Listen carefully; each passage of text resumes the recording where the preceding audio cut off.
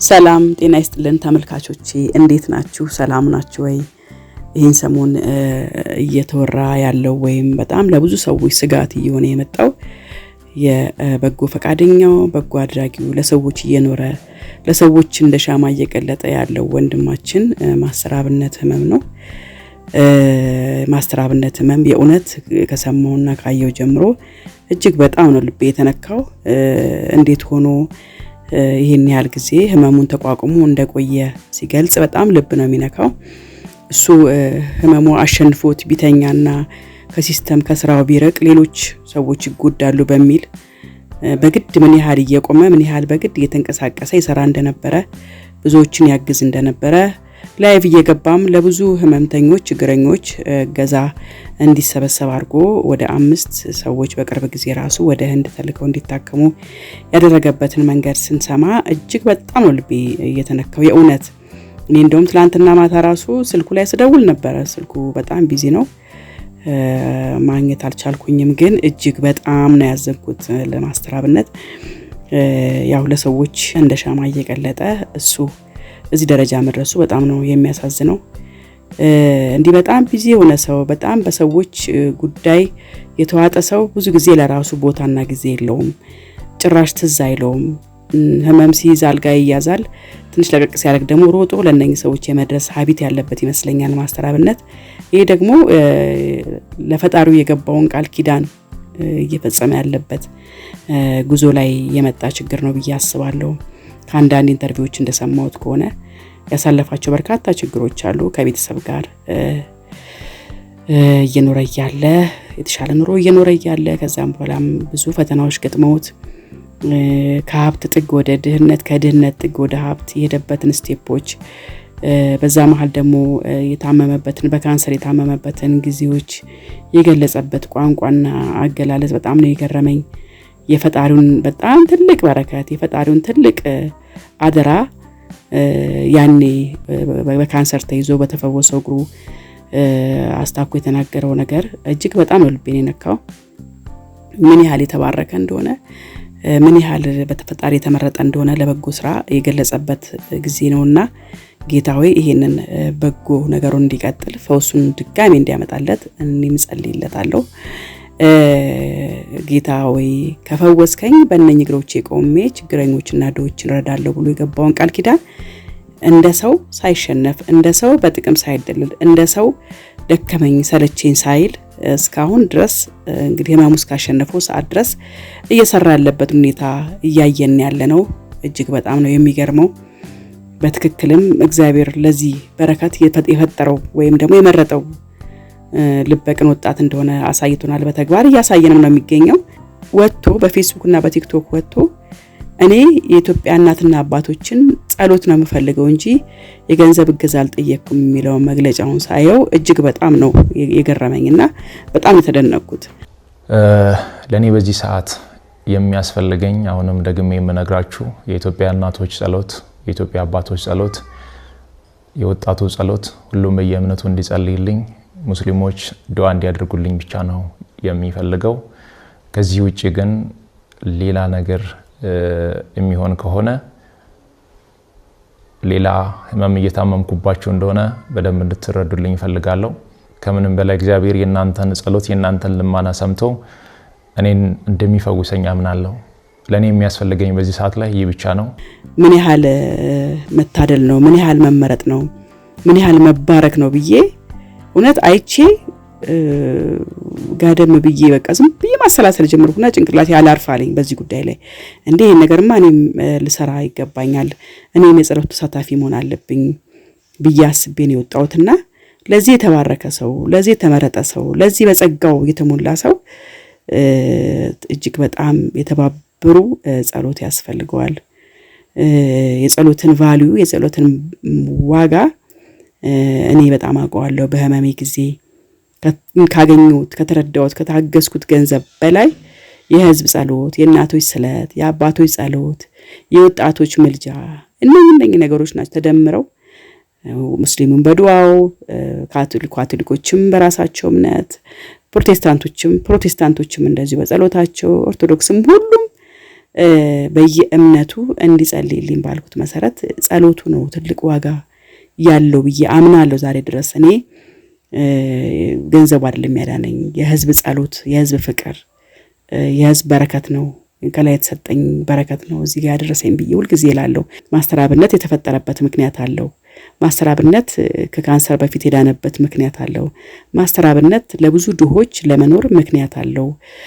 ማስተር አብነት ለመኖሩ ቤተሰቦቹ ምክንያት ናቸው፣ ልጆቹ ምክንያት ናቸው፣ ትዳሩ ምክንያት ነው። ማስተር አብነት እንግዲህ እንደተናገረው ከሆነ እንግዲህ ያኔ እንግዲህ ከከተማ ወጥቶ ለእርዳታ ከከተማ በወጣበት ጊዜ ነው ህመሙ የተነሳብኝ ብሏል። እንግዲህ በግልጽ ህመሙ ይሄ ነው ብሎ ባይናገርም አንዳንድ ህመም የዳነ ይመስለንና መልሶ የሚያገረሽበት እድሉ በጣም ሰፊ ነውና እንደ ግምቴ ምናልባት እንዳይሆን ብዬ አስባለሁ። የነበረው ህመም ድጋሚ ያገርሽቶበት እንዳይሆን ብዬ ማስባለሁ። ይሄ የዲያብሎስ ፈተና ነው፣ የሰይጣን ፈተና ነው። እንደዚህ ነው የሚፈትነው። ትልቅ የበረከት ስራ ስንሰራ፣ ትልቅ እንዲህ እግዚአብሔር የመረጠን ቦታ ስንገኝ እንደዚህ ስቅቅ የሚያረግበት አላማ አለው ዲያብሎስና በጎፋ ዞን አንዲት እናት 13 ቤተሰቦቿን በሞት አጥታ የተገኘውን አስክሬን እዚህ ቦታ ላይ ቀብራ ያልተገኙ ልጆቿን ፍላጋ መሬቱ ወደ ተናደበት ቦታ ሄዳ አፈር ውስጥ ልጆቿን ፍላጋ ቀጥላለች። ጎፋ እናቴን ምን አገኘሽ? ይህንን የዲያብሎስ መንፈስና ህመም መመከት የሚችለው ማስተር አብነት በእኛ በሁላችንም በኢትዮጵያም በዓለም ደረጃ ያሉ ኢትዮጵያና ኤርትራውያኖች በየእምነታቸው በጸሎት ቢያስቡት፣ ሁሌም በጸሎት ቢለምኑት ፈጣሪ ትልቁ የሚሸነፍበት ነገር ጸሎት ነውና በምህረቱ እጁ ይጎበኘዋል ብዬ አስባለሁ፣ አምናለሁም። ቅን ነው፣ መልካም ሰው ነው። በቃ ይህ ሰው በህይወት መኖር አለበት፣ ይህ ሰው ጤናው መመለስ አለበት፣ ይህ ሰው ተፈውሶ ድኖ በእኛ ጸሎት ድኖ ለምስጋና ወደኛ መምጣት አለበት የሚል እኔ ቁርጠኛ እምነት አለኝ። ለዚህም ደግሞ እንደማንኛውም ወገኑ እህት፣ እናት፣ ወንድም ሁሉ እኔም በጸሎት ከጎኑ እንዳለው እንደምጸልይለት ለጸሎት እንደማስተባብርለት በዚህ አጋጣሚ መግለጽ እፈልጋለሁ። አንዱ የማስተባበሪያ መንገዴ በሚዲያዬ ይሄን ነገር መናገር ነው ብዬ ስላመንኩኝ ነው ወደዚህ የመጣሁትና መታመሜን የነገርኳችሁ እንድትጨነቁ ፈልጌ ሳይሆን እንድትጸልዩልኝ ስለሚፈልግ ነው። ሁላችሁም በየትኛው እምነት ላይ ያላችሁ ወገኖቹ፣ ወዳጆቹ እባካችሁ በተቻላችሁ መጠን እንደው ጊዜ ወስዳችሁ በጸሎት ብታስቡት ደስ ይለኛል። የኦርቶዶክስም የገና ጾም ላይ ስለሆነን የኦርቶዶክስ እምነት ተከታዮችም እንደዚሁ በልዩ ጸሎት ብታስቡት ይሄን ወንድማችንን ለትልቅ ፈውስ ይበቃል፣ ይታደላል ብዬ አስባለሁ።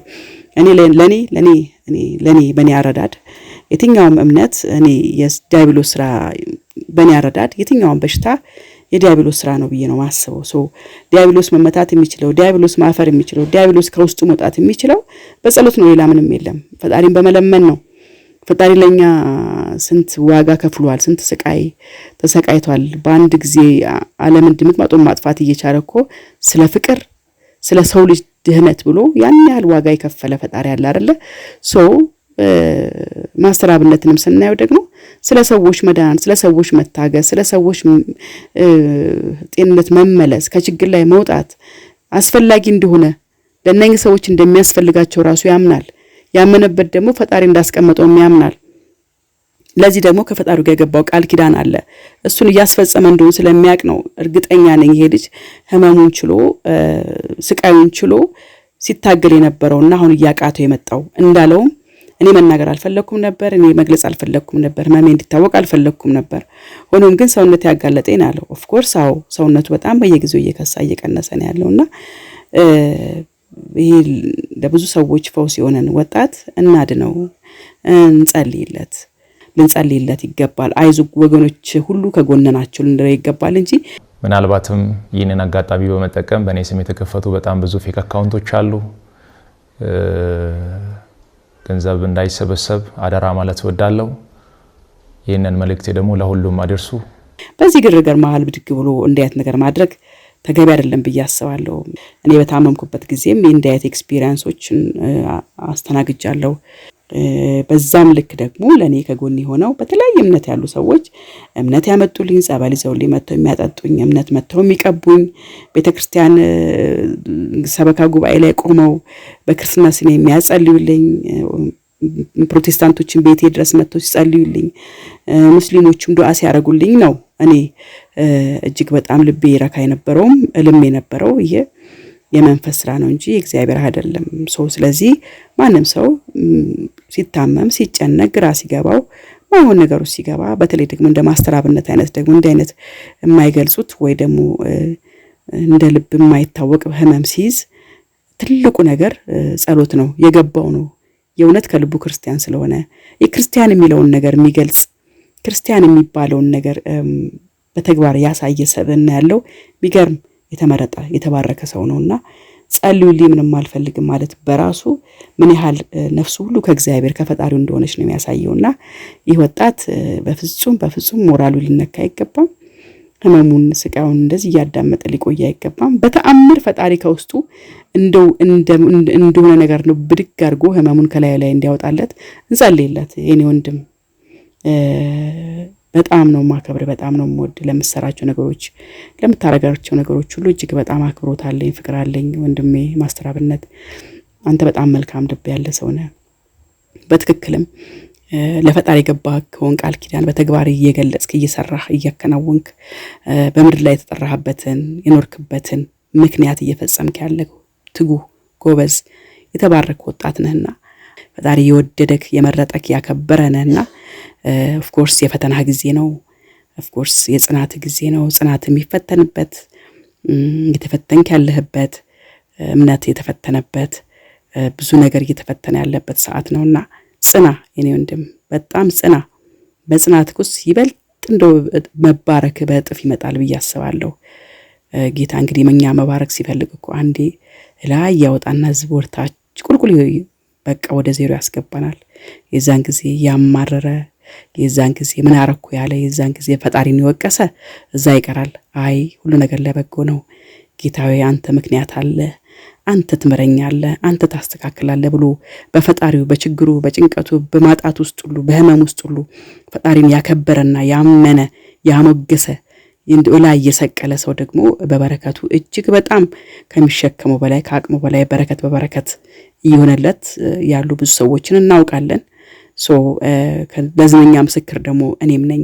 እግዚአብሔር በጥፍ የባረከኝ ከህመሜ ከፈውሴ በኋላ ነው። ምክንያቱም በህመሜ ጊዜ እኔ የነበረው ይህ ካንተ አይደለም ይህ ህመም ካንተ አይደለም ከፈጣሪ አይደለም ይሄ ሰይጣን ስራ ነው ይህ ከውስጥ ያውጣ ፈጽሞ እኔ ለሰይጣን ለዲያብሎስ ህመም አልበገረም እያልኩ እኔ ለፈጣሪ ምስጋናዬና ልመናዬን ነበር አቀርብ የነበረውም ጸልዩልኝም የነበረው እናንተ ጸልያችሁልኝ ታክሜ ስመለስ መጥቼ በሙያ ያገለግላለሁ እንዳልኩት እግዚአብሔር ፈቅዶልኝ ተመልሻለሁና ወንድሜ ማስተራብነትም ይሄን ታሪክ ተደግመዋል ብዬ አስባለሁኝ አምናለሁም። ጽኑ ነክ አሁን በጸሎት አስቡኝ ብለ ያልከበት ጠንካራ አቋም ራሱ ቀላል አይደለምና ይበልጥ ወደ በረከት የምትሄድበት የሽግግር ጊዜ ነው ብዬ አምናለሁኝ። ማስተራብነትና እንደ እምነት እንደ ፍላጎት እንደ ጽናት እኛም ጸንተን እንጸልይልሃለን። አይዞ እግዚአብሔር ካንተ ጋር ነው። ብዙ እንግዲህ ከዚህ መሃል ብዙ ወጀቦች ብዙ የሚያስጨንቁ ብዙ ግራ የሚያጋቡ ነገሮች ይኖራሉ። ስፔሻሊ የቤተሰብ ጉዳይ ስናስብ የልጆች ጉዳይ ስናስብ ትንሽ ያስጨንቃል አውቃለሁ። እንደ አባት ምን ያህል ሊያስጨንቅ እንደሚችልም ማሰብ አያቅተኝም። ግን አንተ ጽኑ ስለሆንክ እኛም ደግሞ እየጸለይን አንተም በጸሎትና በጽናት ተቀጥለ አሁን ወደ ራስ ዞረ ወደ ራስ አተኩረ ፎከስ አድርገህ ጤና ላይ በጸሎትና በረፍት ብትቆይ እመርጣለሁ እኔ እመክርሃለሁ። ምክንያቱም ብዙ የተቸገሩ ሰዎችና የታመሙ ሰዎች የሚረዱት የሚታገዙት አንተ ስትኖር ነው ስትቆም ነው። ስለዚህ አሁን ያንተ ረፍት አድርገህ ራስን የምታዳመጥበት ከፈጣሪ ጋር ይበልጥ አታሽት ቅርብ ብለ ከጎን ሆነ የምትለምንበት የምትጸልይበት ጊዜ ነውና የልመናህን ድምጽ የልመናህን ጸሎትን ፈጣሪ እንዲሰማክ እኔም ፈጣሪን ለምነዋለሁ። እኔን የማረኝ አምላክ እኔን የባረከኝ አምላክ አንተም ደግሞ ደጋግሞ ድጋሚ እንዲባርክ በፈውሱ እንዲባርክ በፈውሱ እጁ እንዲዳብስ ከውስጥ መቼ ነው ካጠገብ ሄደው መቼ ነው የተሻለኝ እንዴት ሄደ በሽታው ብለህ መተህ ግራ ገብቶክ እንድትመሰክር እንዲያረግህ እኔም ፈጣሪን ለምንልሃለሁ የኔ ወንድም አይዞ ጠንክር። ብዙ በዚህ መሃል ብቅ የሚሉ የማይሆኑ ስነ ምግባር ያላቸው ሰዎች ይኖራሉ። ልክ ነህ፣ መከላከያ ነኝም እኛም አክሴፕት አድርገነዋል። አይዞ እንግዲህ ሌላ ምን እላለሁ የኔ ወንድም በቃ ልቤ በጣም ተነክቷል። ስቶሪን በጣም እያየሁ ነበር ሰሞኑንና በጣም ጽኑ ነህ፣ በጣም ጠንካራ ነህ። በጣም ይገርማል። ልብ በጣም ሩሩ ነው፣ የእናት ልብ ነው ያለና አባቴ እንግዲህ ድንግል ማርያም ልጅ ወይ በፍጹም ፈውስ በፍጹም ምህረቱ እንዲጎበኝክ አደራ ማለት ፈልጋለሁ። ይሻልሃል፣ ትድናለህ፣ ታምር ትመሰክራለህ፣ ታሪክህ ይቀጥላል። ብዙ ሰዎች በአንተ ስር ይታገዛሉ፣ ልጆችን ታሳድጋለህ፣ ትዳርህ ይቀጥላል፣ ህይወትህ ይቀጥላል። የኔ ወንድም ነገ ትልቅ ሰው ሆነ አንተ የልጅ ልጅ ልጅ ልጅ የምታይ ሰው እንድትሆን እመኝልሃለሁ የኔ ወንድም። እግዚአብሔር ካንተ ጋር ይሁን፣ በምህረት እጆቹ ይዳብስክ። ሰይጣን ይፈር፣ ሰይጣን ይፈር፣ ሰይጣን ይፈር። አምላክ የምታመልከው ጌታክ እሱ በቃ እሱ ጥላ ከለላ ይሁን የኔ ወንድም። አይዞ በርታ። ሁላችንም በጸሎት ከጎን ያለ ነው። መላ ኢትዮጵያና ኤርትራውያን በሙሉ እባካችሁ በጸሎት እናስበው ማለት ፈልጋለሁ። ወዳለው ወንድሜ ኑርልኝ።